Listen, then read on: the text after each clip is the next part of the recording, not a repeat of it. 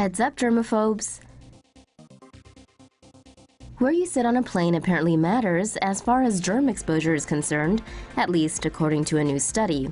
Human movement around an enclosed space, such as an airplane cabin, can supposedly spread more viruses than recirculated air. Since a person's seat influences their movement, those in the aisle and middle seats are more likely to get up and be exposed to germs. Passengers who pick a window seat and stay there have the least exposure. A study found that on a flight of 150 passengers where one person is sick, only one person on average will become infected. The odds of getting sick are highest among the 11 passengers seated closest to the sick person, 3 beside, 4 in front, and 4 behind. So if you're particular about germs, maybe try booking a window seat next time. And if you just happen to sit next to someone who looks like death warmed over, the overhead air vents might still help you ward away those pesky germs. Getting on a plane soon? Might want to see this. U.S. may ban all laptops and iPads on all flights from Europe. The Department of Homeland Security is likely to expand a ban on laptops and other large electronic devices from carry-ons on all flights from Europe to America.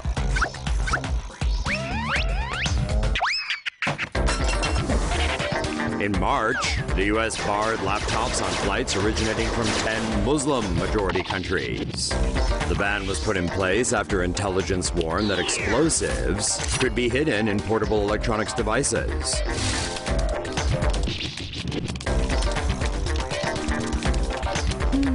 Homeland has not yet decided whether to extend the ban. However, officials have hinted that restrictions would most likely be put in place.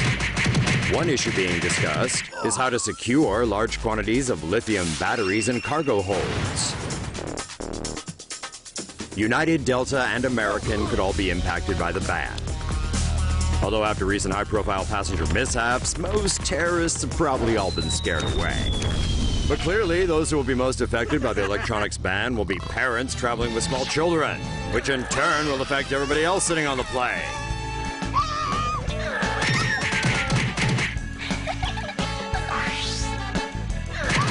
Hey, maybe we should just ban all little kids from all flights.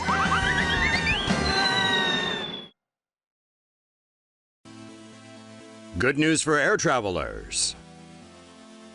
The U.S. Court of Appeals in Washington, D.C. has ordered the Federal Aviation Administration to review claims by advocacy groups that shrinking airline seats have created a potential safety hazard for passengers. According to the advocacy group Flyers' Rights, the average width of airplane seats decreased from 18.5 inches at the start of the 2000s to 17 inches by 2005. Reuters reports that average seat width today is 16.5 inches. The average seat pitch, meaning the distance between seat rows, has declined from an average of 35 inches in the 1970s to 31 inches, and even as low as 28 inches on some airlines.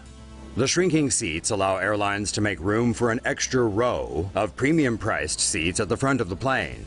Spirit Airlines and Frontier Airlines have the tightest seat pitches, with only 28 inches between rows. Economy class rows on Delta and United are spaced between 30 and 31 inches, while JetBlue and Southwest are more generous, both giving their passengers at least 32 inches on most flights.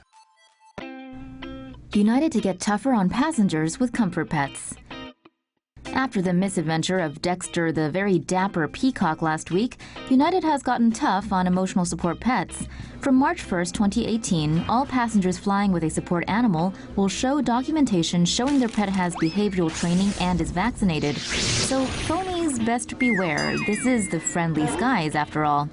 Passengers currently traveling with comfort pets need to show they're in legit need of their animal. They have to give United a letter from a mental health professional and 48 hours notice of their plans to travel with the animal. Otherwise, well, as we've said before, beware the friendly skies.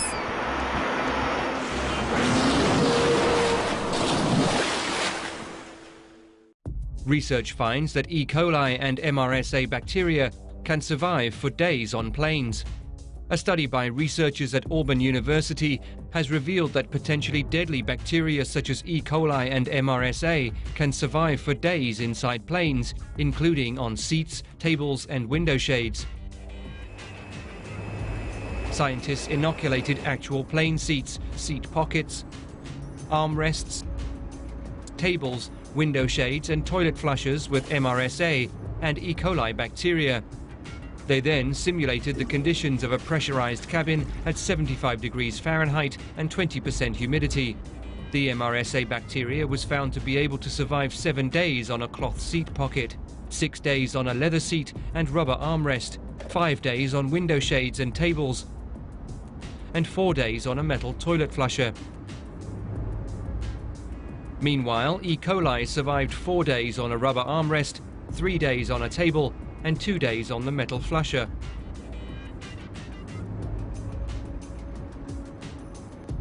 Researchers discovered bacteria could survive more easily in porous material as they are protected from dehydration, UV, and disinfectants. However, such material also made the bacteria harder to transfer. Bacteria on non-porous surfaces such as tables, flushers, and window shades were much more easily transferred.